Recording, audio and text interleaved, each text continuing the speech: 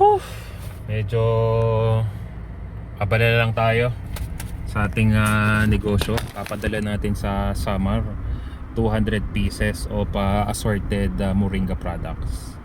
So anyway, may quick quick video lang. Meron lang nag-comment sa ating video na iba-iba ang katawan ng tao at hindi epektibo ang pagkain ng karne. Ganun ba? Something like that. So, para sa kalaman ng lahat, kung sa tingin mo ay wala ng solusyon sa sakit at karamdaman ng isang tao, ay highly recommend ang complete elimination ng pagkain ng karne.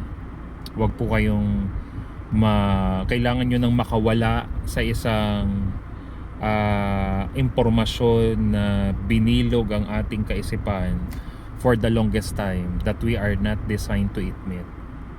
Para po mapatunayan ninyo, kumain kayo ng mais, kumain kayo ng malunggay, kangkong, leafy vegetable, at makikita mo na yun pa rin. Yun pa rin. At imposible na hindi epektibo ang pagkain ng karne. Iba-iba ang katawan ng tao. Basta mali ang transition mo, at basta ka lamang kumain ng karne basta trip mo lang at hindi mo naunawaan ano yung mga dapat i-eliminate, hindi po magiging matagumpay ang carnivore journey po ninyo. God bless everyone. Think about it.